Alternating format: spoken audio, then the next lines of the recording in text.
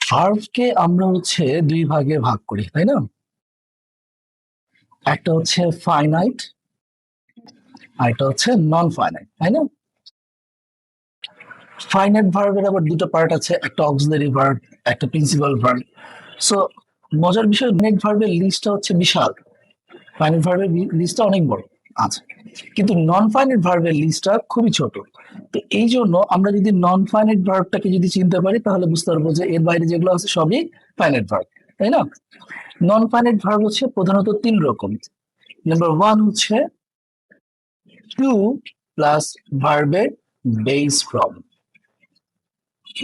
যদি কোনো সেন্টেন্সে টু প্লাস ভার্বের বেস ফ্রম দেখো, এটা non finite verb. Number two হচ্ছে ভার্বের সাথে আইএনজি যুক্ত যদি থাকে তাহলে সেটাকে নন ফাইনাইট ভার্ব বলি। নাম্বার থ্রি হচ্ছে যদি কোনো ভার্বের past participle form that's mean V three format থাকে তাহলে এটাকে নন ফাইনাইট ভার্ব বলা হয়। কিন্তু এই তিনটার ক্ষেত্রে শর্ত হলো এদের পূর্বে ডোন্ট ইউজ বি অথবা হ্যাভ ভার্ব।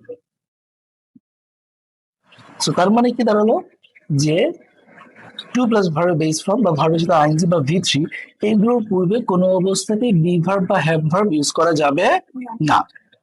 ঠিক আছে, যদি হয় তাহলে এগুলো আবার ভার্ব হিসেবে ফাইনাইট করে মানে ফাইনাইট ভার্ব হয়ে যাবে, তখন এগুলো আর নন ফাইনাইট থাকবে না। তাহলে কোথাও যদি আমরা ভার্বের সাথে আইএনজি দেখি তার মানে সেটা ভার্ব না, নন ফাইনাইট ভার্ব মানে কি সেটা ভার্ব না। কোথাও যদি আমরা ভি থ্রি দেখি তার মানে কি সেটা ভার্ব না। কোথাও যদি আমরা টু প্লাস ভার্বের বেস ফর্ম দেখি তার মানে এটা ভার্ব না। হ্যাঁ, যদি তার আগে বি ভার্ব বা হ্যাভ ভার্ব থাকে তখন সেটা ভার্ব হিসেবে ফাংশনস করবে।